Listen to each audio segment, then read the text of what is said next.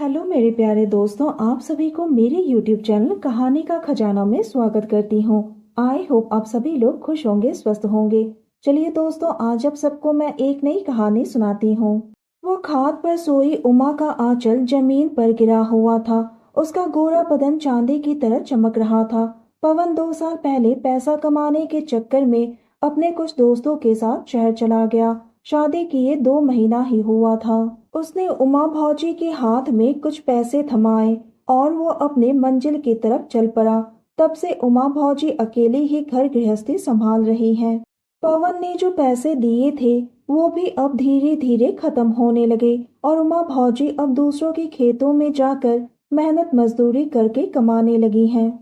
कभी कभार पवन आस पड़ोस के घरों में फोन लगाकर उमा से बात कर लेता था, लेकिन फोन पर बात करके मन तो भरता है, लेकिन प्यार की चाहत पूरी नहीं होती है।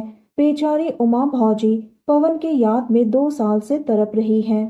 मैं केसरी लाल अपनी भैंस को चरा रहा था। उसी वक्त मेरी नजर उमा पर गई, जो खेतों में काम कर रही थी, और उसे देखकर मैं गाना गुनगुनाने लगा तो उमा का गोरा चेहरा लाज से लाल हो गया। उमा ने तिरछी नजरों से मेरी ओर देखा तो मैं हंसने लगा। मेरी हंसी उमा के मन को छू गई थी। मैंने घास काटने के बहाने से मुस्कुराते हुए कहा, भौजी तुम्हारा चेहरा आसमान की चांद से भी ज्यादा सुंदर है। उमा लज्जा गई और खेतों की तरफ आगे बढ़ गई। अभी भी मैं प्यार भरी नजरों से बस उमा को ही देख रहा था। खेतों में काम खत्म होने के बाद उमा भौजी अपने घर चली गई और सुबह होते ही वो फिर से खेतों में आ गई। उमा अपने काम छोड़कर मेरे पास आ गई और कहने लगी, केसरी लाल तुम मेरी ओर देखकर गाना क्यों गाते हो? होठों पर शरारती हंसी दबाकर मैंने बोला, क्या उमा भौजी, मैं तो अपनी भैंस के लिए गाता हूँ। आप कहो तो आपके लिए भी कोई अच्छा सा गाना गुनगुना दूं। उसने कहा, तू पागल हो गया है। लगता है कमला काकी को कहना पड़ेगा कि तुम्हारा ब्याह जल्दी से कर दे, ताकि भैंस के साथ तू भी अपनी लुगाई के लिए गा सके। मैंने भी हंसते हुए कहा, मैं भी तैयार हूँ तुमसे ब्याह करने के लिए। भौजी ने हंसते हुए कहा, गांव वाले निकाल देंगे गांव से। मैंने कहा, अगर तुम साथ दोगे तो कोई कुछ भी नहीं कर पाएगा।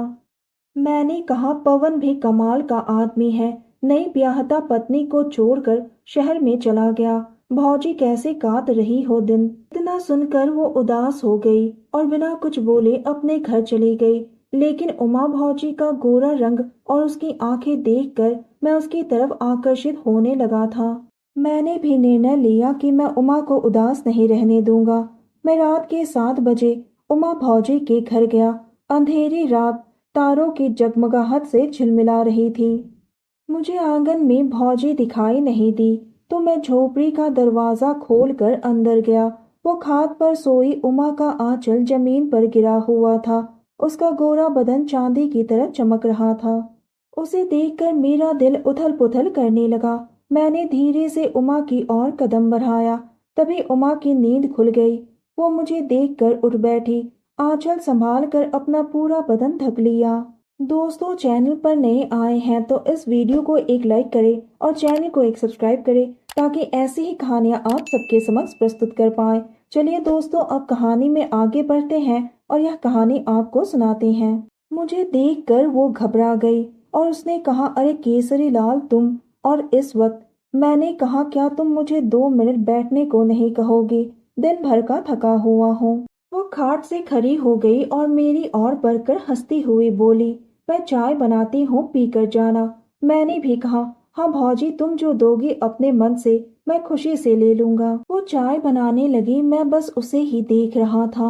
आग की लपटों में उमा का गोरा मुखड़ा दमक रहा था और मेरे सीने में तूफान मचल रहा था। रात का एकांत और चारों ओर सन्नाटा, उसे पाने की इच्छा मेरे मन में बढ़ने लगी। बेचैनी दूर करने के लिए जेब से मैं बीड़ी निकालकर पीने लगा और धुआं ओमा के मुंह पर डाला। ओमा गुस्से से बोली, जलने जलाने के लिए धुआं काफी नहीं होता। मैंने कहा, भौजी, मैं तो जल ही रहा हूँ, तुम ही हो जो मेरी आग बुझा सकती हो। उमा ने चाय का ग्लास मेरी ओर बढ़ा दिया। एक घूंट पीकर ग्लास नीचे रखकर मैंने उमा का हाथ पकड़ लिया। उसने विरोध नहीं किया और मैंने उसे अपनी बाहों में भर लिया। मेरा दिल जोर जोर से धड़कने लगा। हम दोनों की सांसें एक दूसरे से टकरा रही थी। वो मेरे सीने में समाने लगे। वो सिहर उठी और हम दोनों एक दूसरे में सिमट गए। झोपड़ी की दीवारें गुनगुनाने लगी। हम दोनों भी बहुत खुश हो गए। आधी रात को मैं उसकी झोपड़ी से वापस आ गया। दूसरे दिन जब वो खेत पर आई तो मैंने उससे पूछा, तुम उदास क्यों हो? तो वो रोती हुई बोली, न जाने कौन से बुरे समय में तुमसे मुलाकात हुई कि इतना बड़ा पाप हो गया।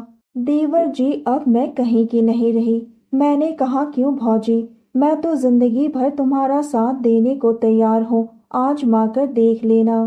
2 महीने ऐसे ही निकल गए।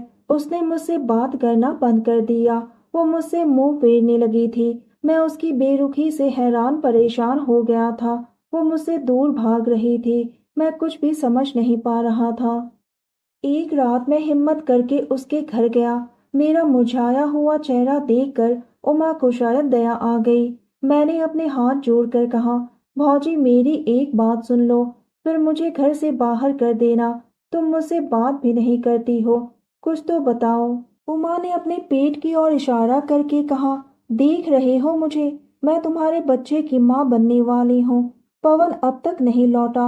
लोग क्या कहेंगे यही सोचकर मैं परेशान हूँ।